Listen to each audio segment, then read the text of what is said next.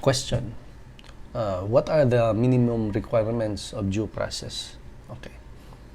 Unsa may requirements, unsa may dapat mabuhat, no? Unsay dapat makomply, unsay kinahanglanon, unsay checklist para masulti nato nga naay due process nga nahitabo sa kaning sitwasyon. Hello, I'm Attorney John Edmond Ruz, and you are listening to this show and this series of Rights of the Accused, where we spend a few minutes of the present to gather lessons from the past as an investment for our future.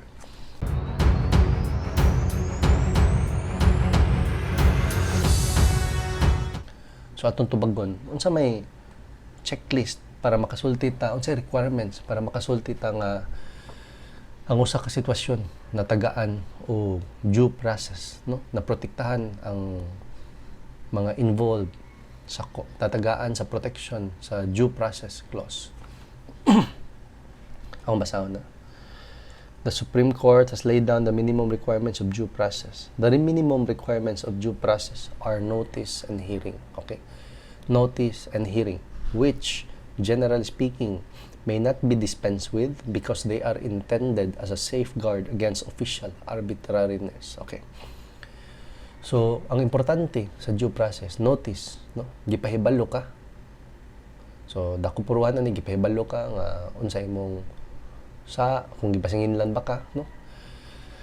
Gipahibalo ka unsay gipasangil sa imo, gipahibalo ka nga naay panagtipon, panag-abot para paminawon ang side sa duha ka parties, no? Paghuman hearing, no? Hearing to hear, paminawon. So, tagaan og chance ang duha ka sides sa sitwasyon, sa usa ka sitwasyon, mamusulti unsa ilang pung, unsa ilang storya para katong maminaw, no? Katong mahukom, mahibalo kung kinsa man day ang nakasa, kinsa inosente, kinsa sakto, kinsa sayop. So notice, no, gipahibalo ka, hearing, paminawon ka. So dili ni pwede matangtang sa usa ka proseso, no, kay kani ang atong protection against arbitrariness.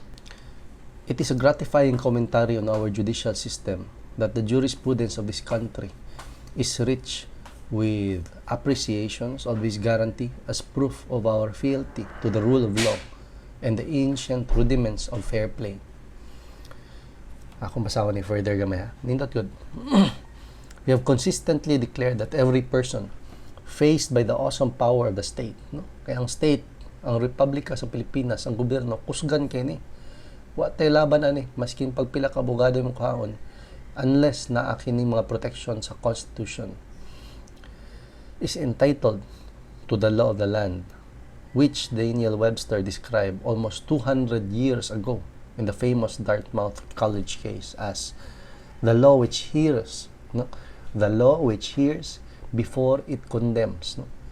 Hear me before you condemn, which proceeds upon inquiry and renders judgment only after trial. Okay. Unsay pinaka-importante dito nga punto de vista. So ang balaod yun, no, ang resulti ani nga kailangan imo sa kong paminawon before ko nimo husgahan. The law which hears before it condemns, which proceeds upon inquiry and renders judgment only after trial. So imo kong paminawon before ko nimo husgahan. Kung kining balaura, no, dapat mo inquire, mahibaw, gusto mahibaw, mangutana unsa may kamatuoran, unsay tinuod nga nahitabo, kinsay unsa may istorya sa usa ka party, unsay istorya pod sa pikas nga party, kinsa may gasultig tinuod, para mahibaw ka kinsay sakto ug sayop, no?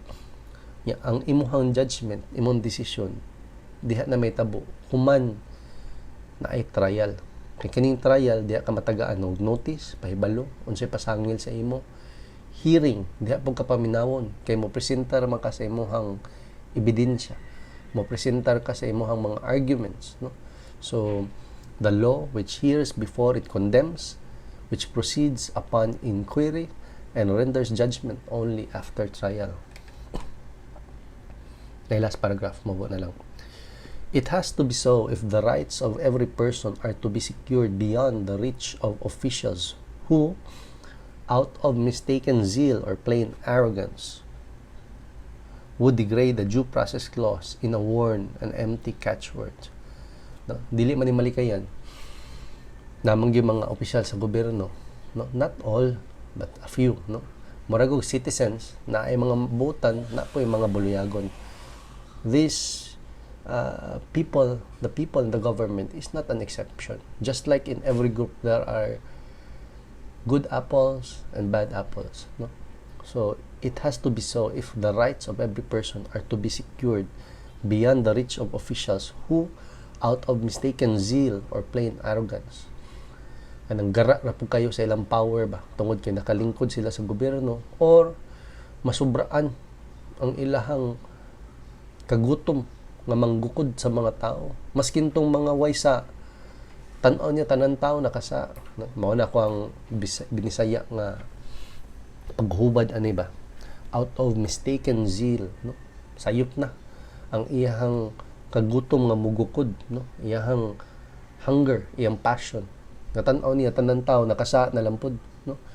Or plain arrogance, gara-gara, no? Hambugiro kay nakalingkod siya sa usa ka pwesto nga nay power. Maski unsa na lang iyang buhaton, wala na kay say siya ra tanan mahibaw. Siya mosulti kung sakto, siya mosulti kung masayop, maski wa man lang kakatingog, no?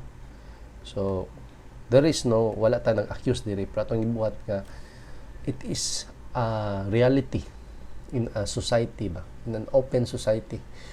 That is why the framers of the Constitution had made it sure that this protection of the right to due process, or the due process clause, is placed in the Constitution to protect the citizens against the almighty state. Okay? So, mo na tong video para karon, mo na tong topic sa karon nga video. If you like our video, please click the like button, share this video to your friends, and subscribe. Thank you.